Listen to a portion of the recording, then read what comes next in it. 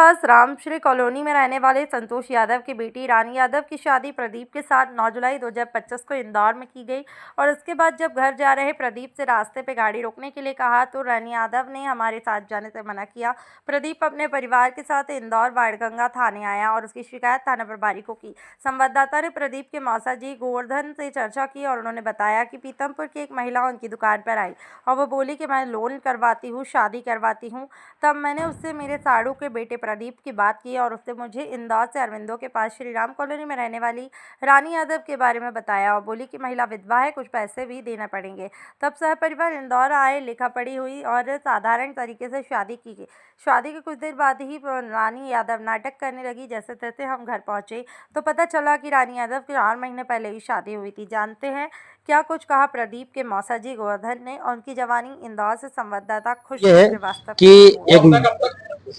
एक पीतमपुर की मैडम थी, हमारी दुकान पे आई थी और वो लोन के बारे में हमारे को जानकारी दी उसने और वो रतलाम के बारे में और बदनार के बारे में दूरी का पूछ रहे थे कि यहाँ से रतलाम की दूरी कितनी है, बदनार की दूरी कितनी है, आप कब से ये दुकान चलाते हो, ये बात करी उसने। तो फिर हमने भी पूछ लिया बेटा आप कहाँ गए थे, तो बोले हम रतलाम गए थे।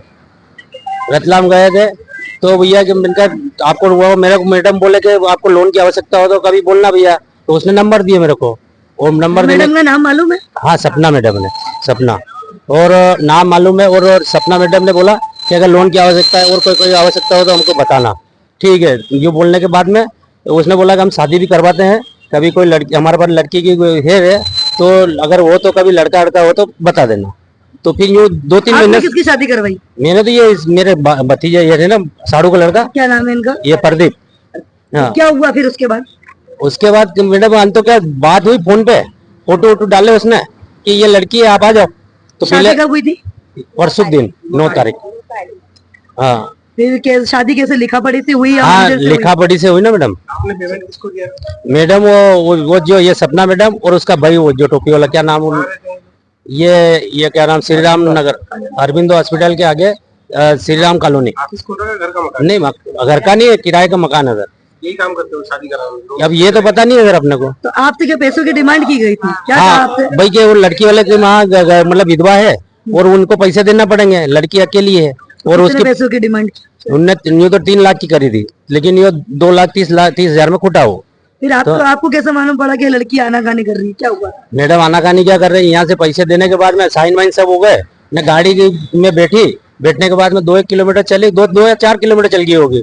चलने के बाद में ये गाड़ी रोकने बोले गाड़ी रोको मेरे को बात करना है। तो हमने बोला गाड़ी रुकवाई क्यों, अब अंदर ही बात कर ले।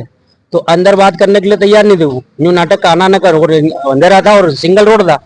तो हम भी घबराए कि रात में यहाँ कहाँ रोके, कहीं चौराहे होगा तो रोक लेंगे। अब रोकने के चक्कर में हमने फिर वापिस तुरंत उस मैडम को फोन लगाया कि मैडम ये क्या है, ये तो छोड़ी ना, तुम्हारी वापिस ले जाओ।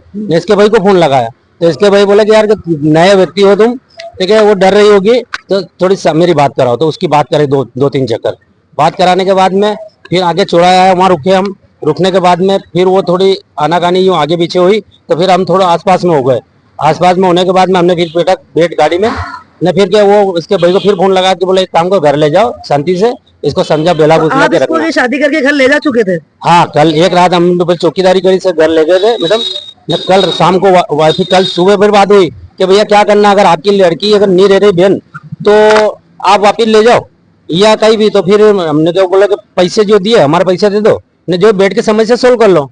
तो क्या एक काम करोगे कर लेते हैं, तो भाई क्या करना है, मैंने तो बदनार आ जाओ। तो क्या बदनार नहीं आएंगे, तो फिर हमने बोला कि सही है कानून थाने आ जाओ। तो कि नहीं हम कानून थाने भी नहीं आएंगे। हाँ है ना, हाँ है ना। उनका छोरे का नाम तो भाई का नाम तो याद नहीं है मेरे को, आकाश।